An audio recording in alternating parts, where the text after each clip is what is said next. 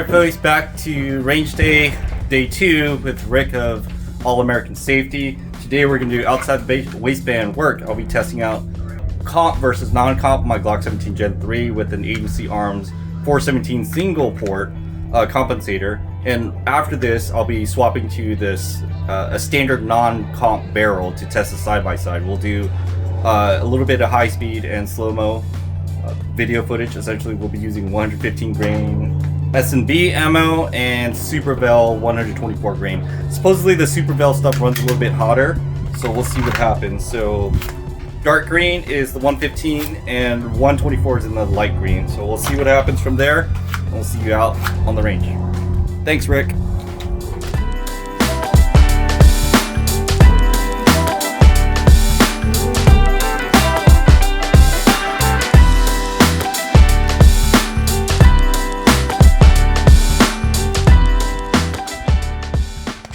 Alright folks, here we go.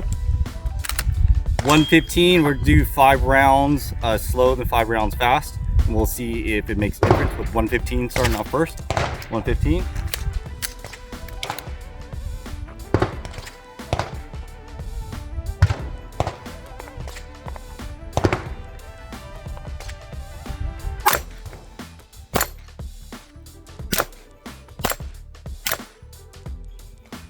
And now the faster string.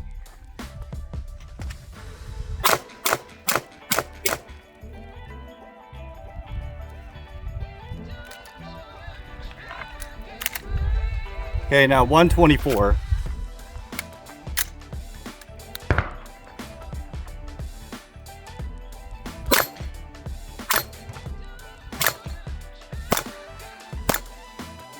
Now the faster string.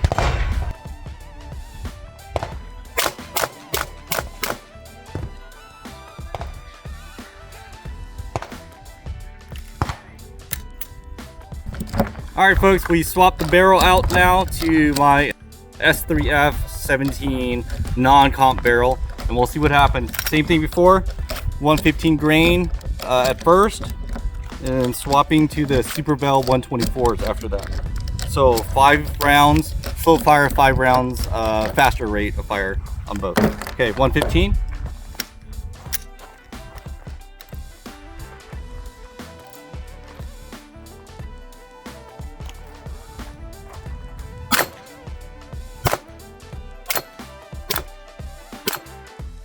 Now the faster string of fire.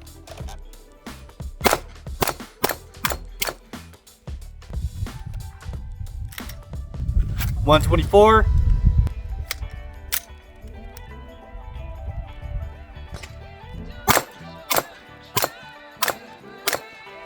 Now the faster string of fire.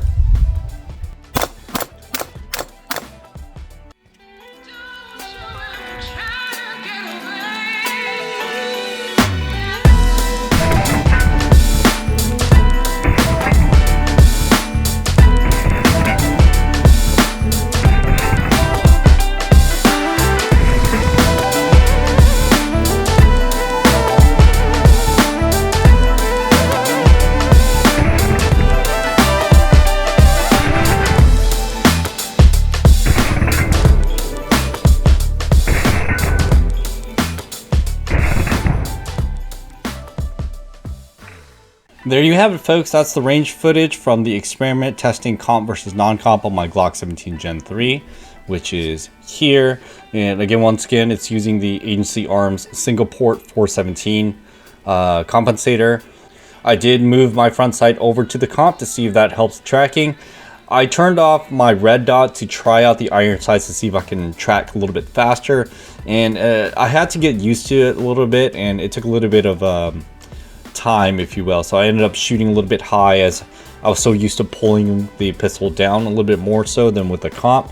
What was that, dude? What? Doing your first and your second target, you muzzle up a little bit. Yeah. Yeah. It's me trying to track that front sight. It's kind of weird. Yeah. It's weird. So I was like, what the hell is going to happen? It's weird. So It's like your mind saw it and like, oh, there it is. Yeah. And then, yeah. So it's because it's moved. I'm expecting it to go down. Yeah. If I'm pulling, it's not, because it's already there. And I see it, I was like, oh, there it is, and I pull when it's not. Yeah. You know, it's not in the position where you should be. So I have to train around that front sight being there and not reciprocating with the slide. It's weird, dude. Is it because it's an island comp? It's on. Oh, it's an island comp. That's why. Oh. So Let me see that then. Here, run it. Let me see this. Because I was like, what the fuck just happened? Run it. Definitely need more time behind it in order to get that running the way I wanted to.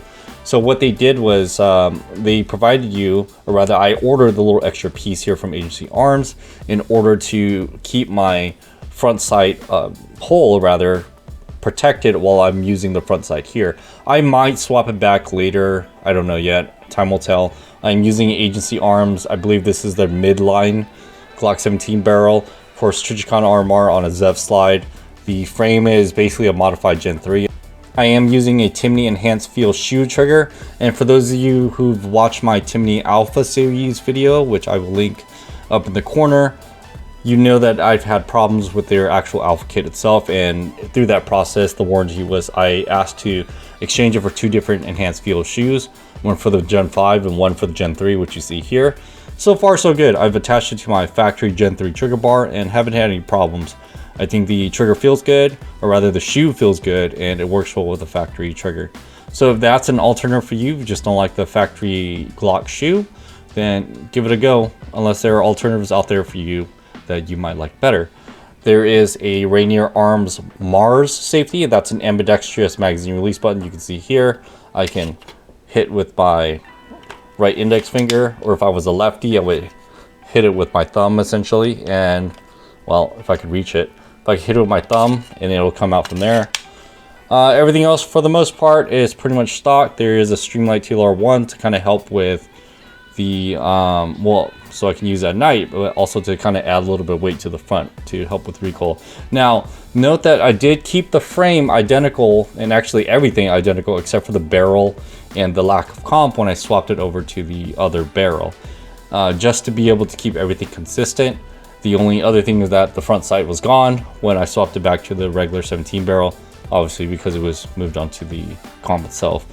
But so far so good. I didn't really have any problems with it. I did like the comp. I did notice that it felt different, even with the 115, the hotter 124, as well as the lower powered Super Vel 124 grain. Now, it was kind of interesting that I didn't know after the fact, but the Super Vel was lower velocity of the 115 I was using.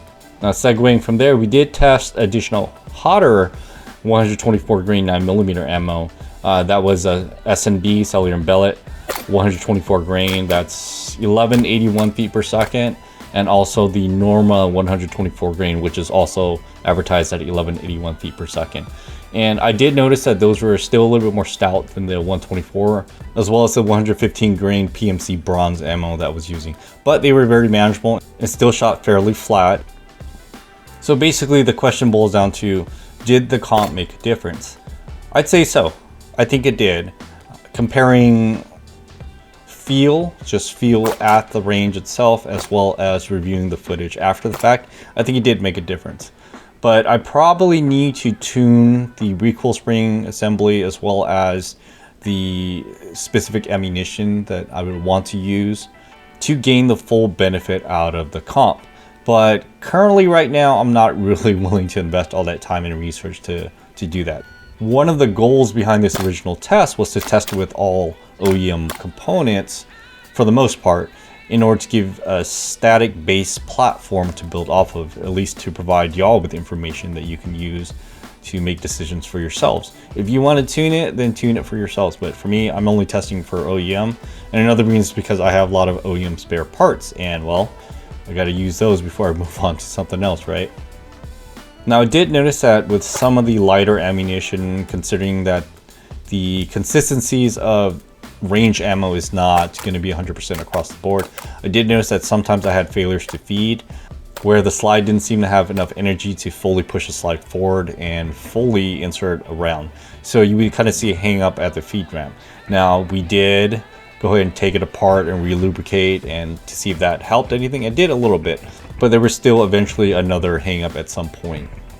And now the final question, should you get a comp? Well, that's up to you, your needs, your wants. I can't make any decisions for you. I'm just simply here sharing what I've experienced. This data is here to help you decide on what you want to do. But if it's something you want to experiment with, I'd say it's worth a shot should you really want to go down this path.